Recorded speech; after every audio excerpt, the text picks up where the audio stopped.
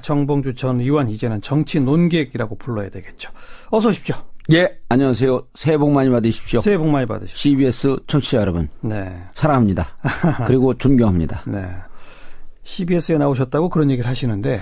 아니, 계속 요즘 모두가 그렇습니다. 촛불 보고 너무 반성과 이 감격이 커서 요즘 보는 분들보다. 근데 정작 요즘 보니까 종편 채널 A 채널에도 나가시더라고. 예. 외부자들이라는 프로그램. 예. 아니, 저희 시사학회에 외부자들이라는 코너가 있는데. 그래요? 저희 허락도 받지 않고 이런 프로그램 제명을 막 갖다 써도 됩니까? 그건 채널 A하고 여기 CBS하고 싸워야지. 우리 출연진들은 관여할 바 아닌. 원래 채널 A나 TV조선 이런 데는 안 나가시지 않았어요? 안 나가려고 그랬는데 이번에 촛불 그 최순실 정국을 보면서 TV조선과 한겨레가 콜라보를 하는 세상이 왔다. 네, 예. 그래서 이제는 그 껍데기보다도 그 타이틀보다도 그 안에 컨텐츠로 승부하는 시대가 온 거 아니냐 하면서 채널 A도 또 한겨레 기자가 적극 추천하고 그쪽에 있는 PD들이 어쩔 수 없이 채널 A에 있지만 그분들이 이렇게 지금까지 채널 A 논조처럼 왜곡하거나 혹은 편향되게 하지 않을 것이다. 네, 네. 그렇게 적극 추천해갖고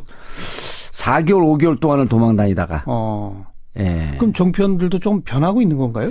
이번에 1회 한 걸 보고 또 이제 그 우리 제작진들, PD하고 이제 작가들은 대체로 또 다 그런데, 무척 좋은 친구들을 만났어요. 예, 예. 그리고 그 제작 총괄 책임지는 분이 이 PD나 작가들이 하는 거에 대해서 관여하지 않겠습니다. 자율권을 주겠다? 예. 컨텐츠에 대해서 저희가 타치하지 않고 몇 번 편집해갖고 나오는 걸 보고 역시 채널 A다 마음에 안 든다 하시면 언제든지 그만두셔라. 그런데 편집한 걸 보니까 어때요? 뭐 만족할 수준은 아니지만 저를 중심으로 편집해서 일단 기분이 좋았고요. 그리고 말을 왜곡하거나 뭐 중요한 내용은 손을 잘 안 대려고 그러더라고요. 그래요? 예. 뭐 이렇게 예를 들어 재미있는 그 효과음, 설정 이런 건 하는데 내용을 이렇게 뭐 뒤틀거나 이러진 않아서. 그동안처럼 이렇게 아주 일방적으로 정부 편들고 뭐 이런 식의 논조에서는 변화가 생기긴 하는군요. 그래서 오죽하면 제가. 종편 채널들도. 예, 보험 들려고 저를 부른 거 아니냐 이렇게 할 정도로 예. 정말 그 내용에는 손을 안 대려고 노력을 하더라고요. 대선 국면에서도 과연 그렇게 될지 이건 좀 한번 지켜봐야 되겠고요. 이미 대선은 어디가 이겼다고 거긴 내부적으로 판단하는 것 같던데요. 채널 A가요? 예. 그 제작자들. 예. 자, 오늘 새해 첫 정봉주의 판을 끼고 어쨌거나 올해는 탄핵이 기각되든 어떻게 되든 대선해 아니겠습니까? 예. 좀 판을 읽어봅시다. 예. 먼저 대선 언제쯤 치러질 거라고 전망하세요? 4월 15일 이전에요. 4월 15일 이전? 예. 그럼 2월 15일 이전에 탄핵이 인용될 것이다. 굳이 날짜를 찍으라고 한다면 2월 9일 날. 왜 그렇게 딱 날짜까지 찍습니까? 2월 9일이 목요일입니다. 네. 2월 9일이. 네. 그리고 2월 9일이면 62일째 되는 날이에요. 지난번 노무현 전 대통령 때가 63일 걸렸으니까. 예, 그렇게 기계적 중립을 마치려고 그런 건 아니고 24일이나 26일 날 그 최종 변론이 끝날 거로 보이고요. 1월 말에. 예, 24일이나 26일. 그러니까 이제 이거를 이런 거에 기각하려고 하면 이유를 다 달아 설명을 해줘야 되거든요. 네. 근데 인용할 때는 5개 중에 헌재가 정리한 5개, 헌법 위반 4개, 법률 위반 하나거든요.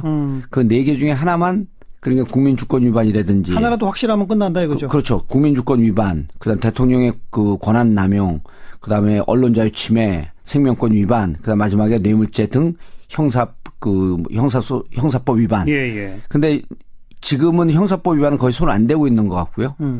오히려 1번 국민주권 위반과 그 4번 생명권 위반. 네. 헌법과 이제 헌법 10조에 전문가 10조에 명시되어 있는 그쪽으로 간 걸 보고 그중에 하나만 위반을 해도 이건 파면이니까요. 그러니까 유무죄를 따지는 게 아니라 대통령직을 수행할 수 있느냐 여부를 따지면서 파면 여부를 결정하는 거니까 하나만 해당돼도 되는 거고. 하나만이라도 확실해지는 게 1월 말이면 끝날 거다. 1월 말이면 끝나. 그래서 되겠죠. 2월 9일 날은 선고가 날 거다. 예. 그리고 그래서 24일 하면은 2월 7일이 되거든요. 왜냐하면 이제 그 주위에 쭉 이제 취재를 해보면 일주일이어도 판결문은 쓸 수 있다. 이런 얘기를 하는데 헌재에서 이제 지금 공식적으로 얘기한 건 뭐냐면 신속이라는 표현과 네. 공정한 심리라고 하는 표현과 예. 그다음 충실성 이 세 가지를 강조해요. 예. 근데 신속은 1월 말일 텐데 공정한 심리라고 하는 것은 양쪽의 얘기를 다 들어주는 거고. 그렇죠. 예, 그리고 이제 마지막에 충실성. 판결문을 잘 써야 된다. 예, 그러니까 충실성이라고 하는 게 당신들이 1월 말까지 하면 결국은 너무 급히 판결한 거 아니냐라고 하는 비판으로부터 자유로우려면 판결문 쓰는 시간. 그러니까 아무튼 좋습니다. 예, 그래서 4월 15일 이전에 선거는 치러집니다. 정봉주 전 의원이 2월 9일이라고 딱 날짜까지 못 박아서 예. 점을 쳤으니까 예.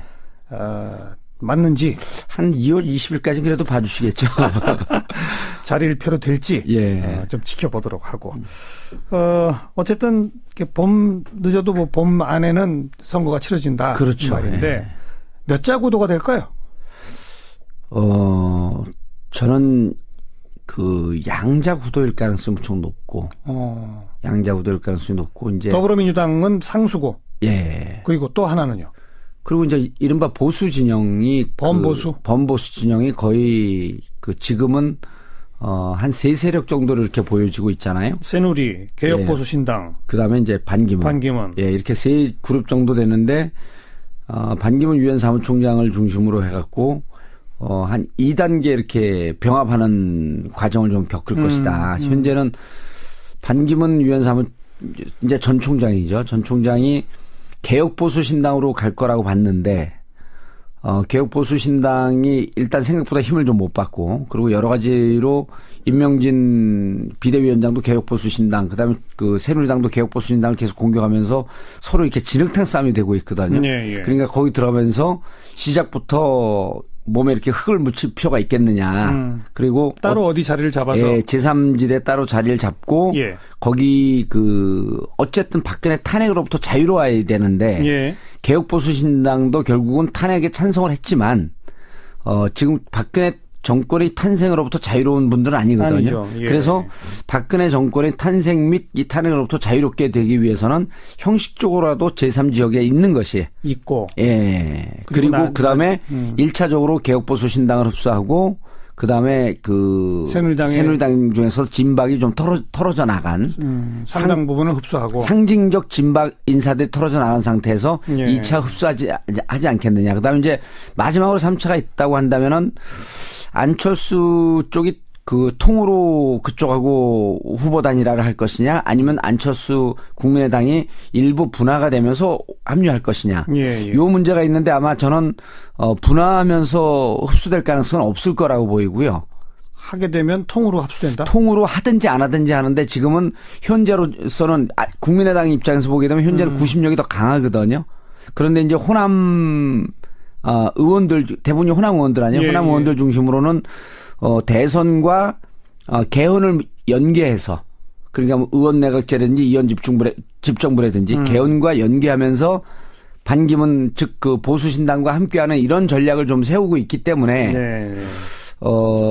근데 이게 대선 전에 개헌이 담보가 돼야만 국민의당과도 연합할 수 있을 텐데. 예. 그건 현실적으로 좀 현실적으로 힘들고 이제 의원들도 쭉 이렇게 보면요. 지금 문재인 1강 체제, 현재는 뭐 2강이지만 예. 거의 문재인 독주로 가는 것을 흔들기 위한 전략적 이런 그 필요성이 있지. 이전에 이미 그 헌재에서 인용이 거의 확실시되어 있는 이런 상태에서 대선 전에 개헌은 현실적으로 불가능하다. 오히려 주자들이 대선 후보들이 개헌을 약속을 하고 언제까지 개헌을 하고 이후에 개헌에 대한 시간표를 밝히는. 그러니까 공약으로 내고. 예, 공약으로 내걸고 이런 정도로만 생각을 하고 있더라고요. 그런 공약으로 내고는 정도를 가지고 예. 국민의당이 반기문 개혁보수신당 뭐 새누리 일부까지로 합치는 그런 모습을 상정할 수 있습니까? 근데 이제 이렇게 되는 거 아니에요. 그 정당은 대선 후보를 내지 않는 건 정당이 아니거든요. 예, 예. 특히 이제 뭐 정의당은 이제 워낙 지금 약화돼 있으니까. 근데 국민의당 같은 경우는 안철수라고 하는 어쨌든 뭐 지금 지지율이 5% 정도까지 떨어졌지만 강력한 대선 후보를 갖고 있었는데 이 대선 국면에서 후보를 못 낸다? 그럼 이제 정당으로서는 과연 우리 정당이 존재의 의무나 존재의 의미가 있겠느냐. 그럼요. 이런 그 위기감이 드는 거거든요. 그러면은 결국은 우리가 단독으로 후보를 못 낸다고 한다면 내게 되면 3자 구도가 되겠지만 못 낸다고 하게 되면 유력한 대권 주자고 하면서 정당 간 세력 연합 근데 그 방향이 예. 반기문 개혁보수신당 쪽이냐, 예. 더불어민주당 쪽이냐.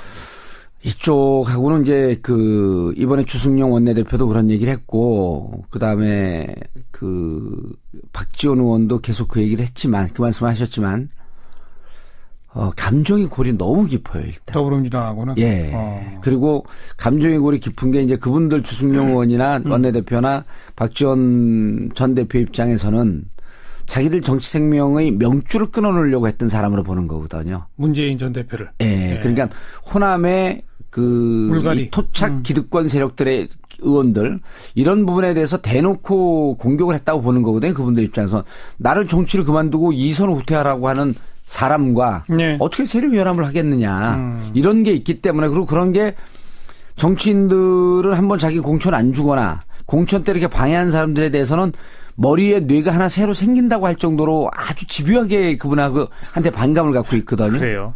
그러니까 이제 이게 이렇게 보는 거죠. 언젠가 저 사람하고 손을 잡아도 결국은 또 나를 내칠 거다. 그렇죠. 개혁의 흐름이나 이런 국민의 그 지지나 국민의 뜻을 명분해서 나를 내칠 건데 네, 내가 어떻게 저 사람을 같이 하겠느냐. 그렇군요. 그래서 오히려 저는 더불어민주당과 함께하기보다는 그래도 여전히 아직도 한 번도 검증은 안 돼봤지만 좀 보수 진영의 제3지대의 그쪽에다 텐트를 친다고 한다면 슬그머니 그쪽으로 이렇게 좀 그 곁으로 처마 네. 밑으로 들어가려고 하는 이런 움직임이 지금 보이고 있거든요. 근데 국민의당 의원의 절대 다수는 지역과 호남이지 않습니까? 그게 이제 문제인 거죠. 호남 민심이 과연 용납할까요? 용납 안 하죠. 그러니까 곤혹스러운 거예요. 자기 지역구 지역 구민들의 민심을 어겨가면서 예. 그쪽으로 간다?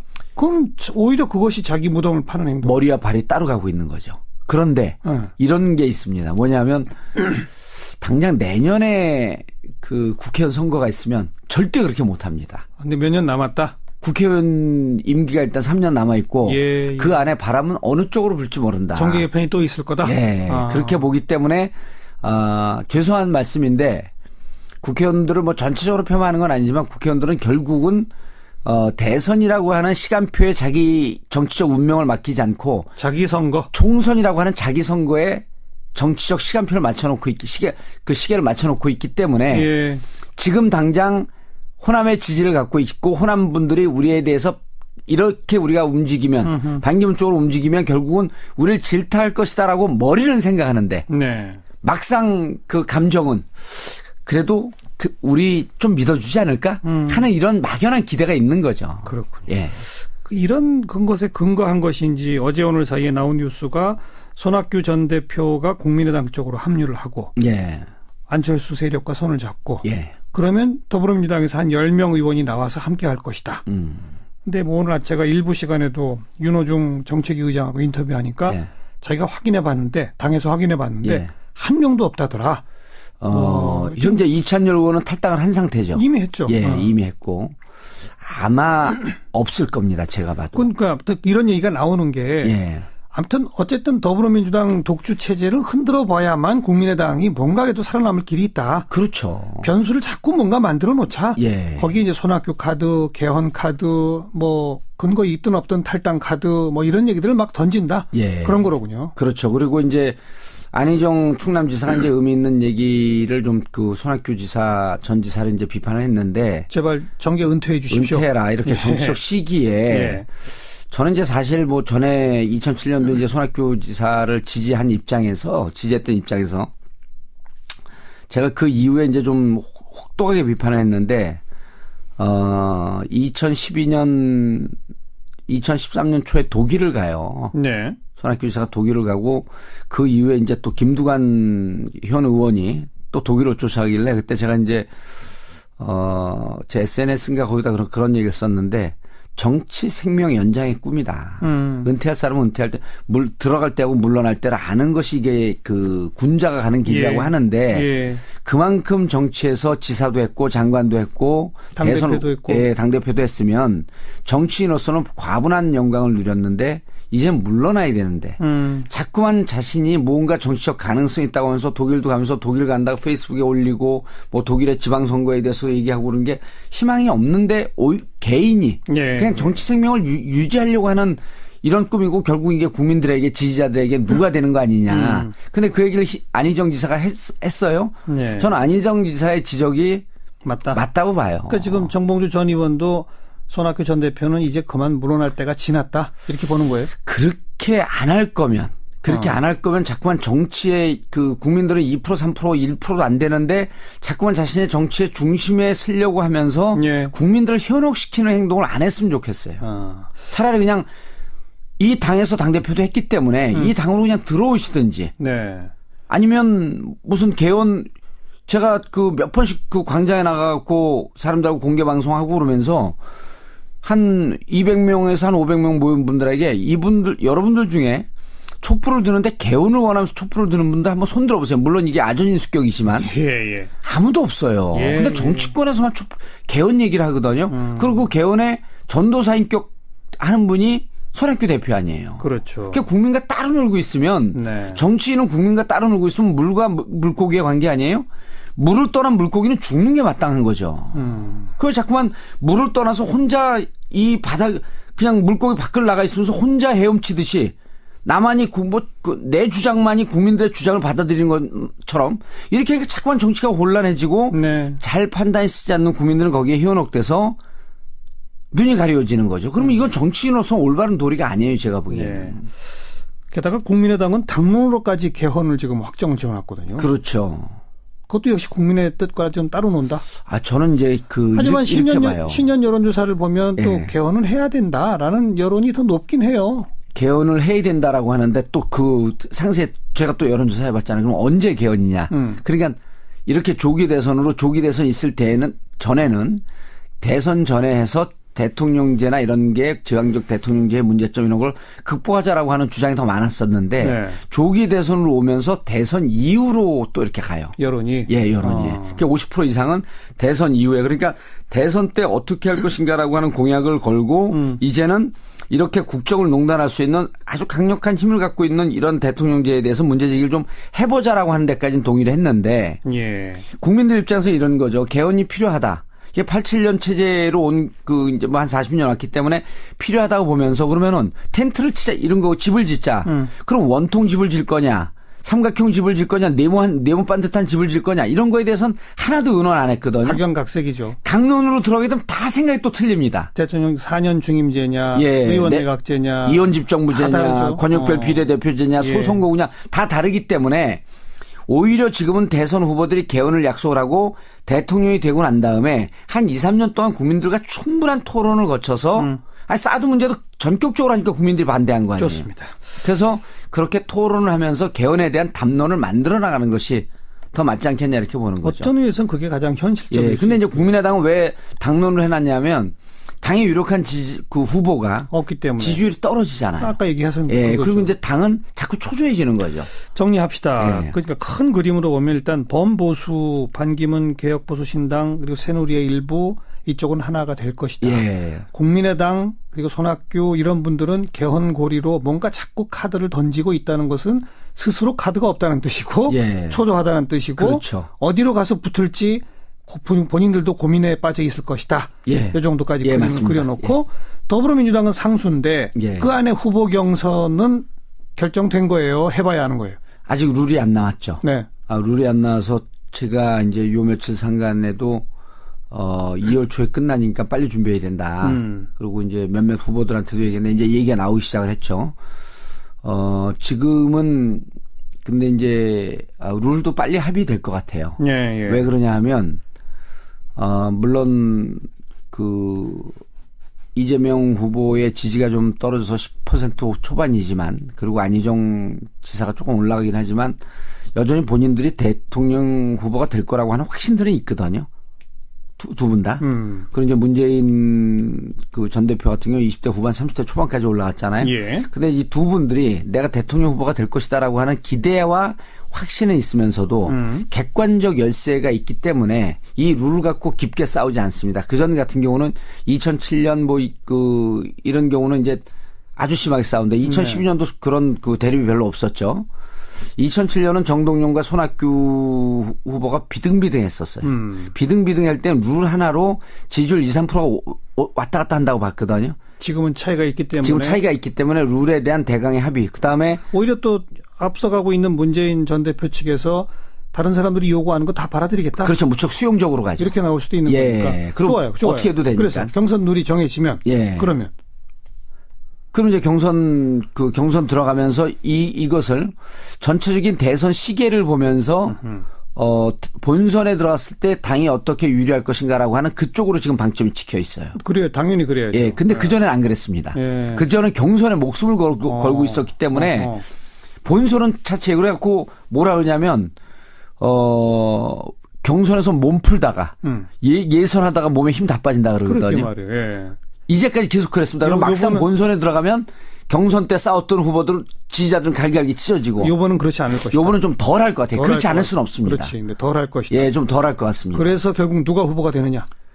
현재로선 저는 문재인 후보가 가장 유력하다고 보는 거죠. 네. 예, 그리고 이제 그 내부의 이제 지지율의 변동을 보면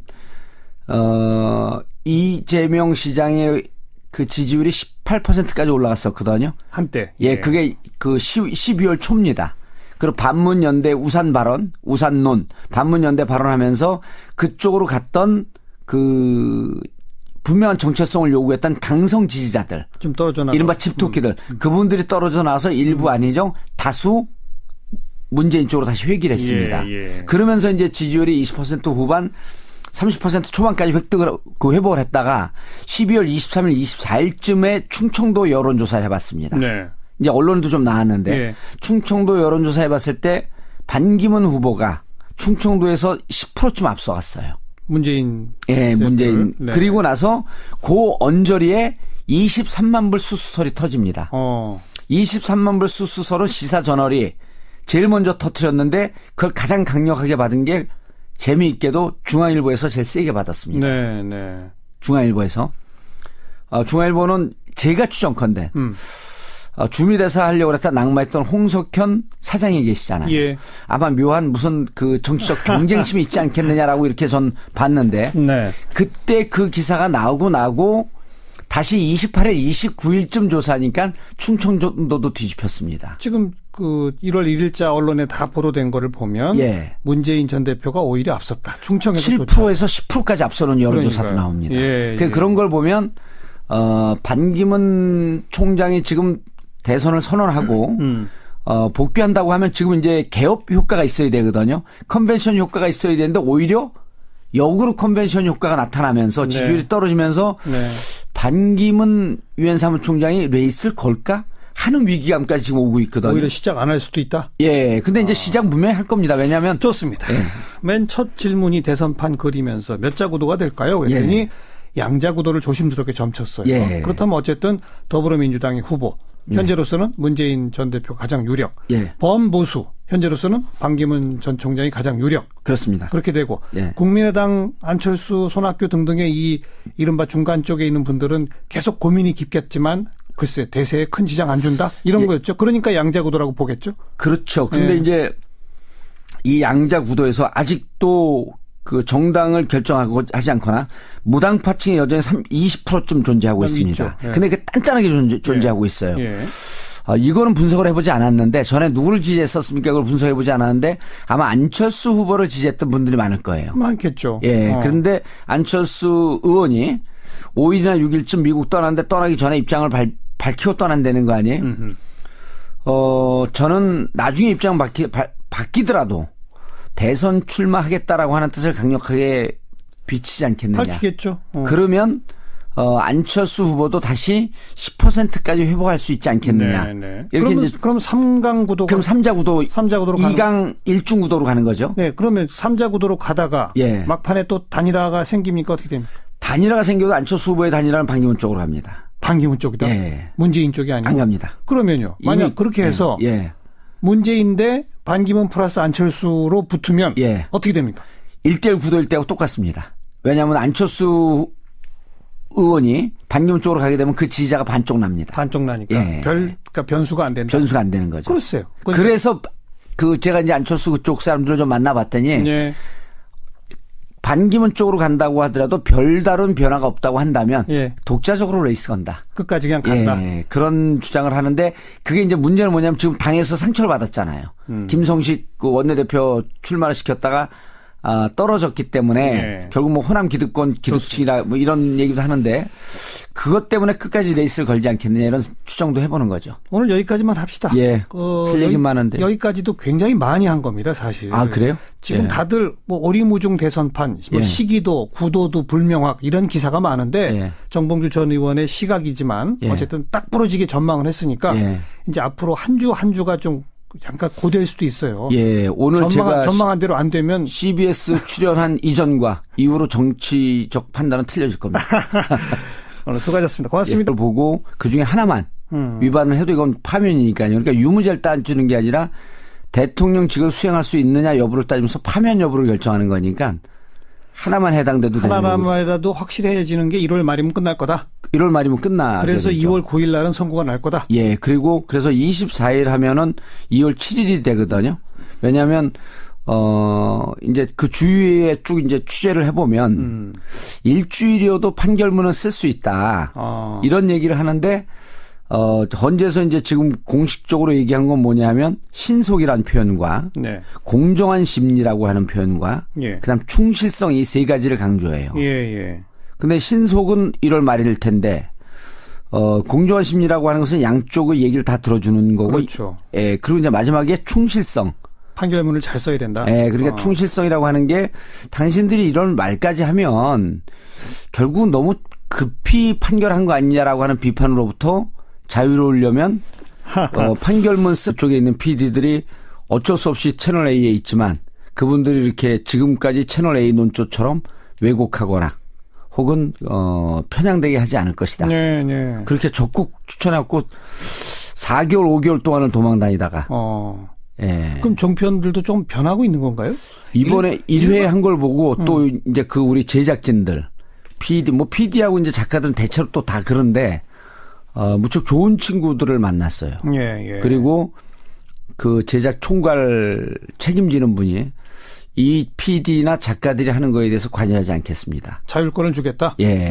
컨텐츠에 대해서 저희가 타치하지 않고 몇 번 편집해갖고 나오는 걸 보고 역시 채널 A다 마음에 안 든다 하시면 언제든지 그만두셔야. 그런데 편집한 걸 보니까 어때요? 뭐 만족할 수준은 아니지만 저를 중심으로 편집해서 일단 기분이 좋았고요. 그리고 말을 왜곡하거나 뭐 중요한 내용은 손을 잘 안 대려고 그러더라고요. 그래요? 예. 뭐 이렇게 예를 들어 재미있는 그 효과음, 설정 이런 건 하는데 내용을 이렇게 뭐 뒤틀거나 이러진 않아서. 그동안처럼 이렇게 아주 일방적으로 정부 편들고 뭐 이런 식의 논조에서는 변화가 생기긴 하는군요.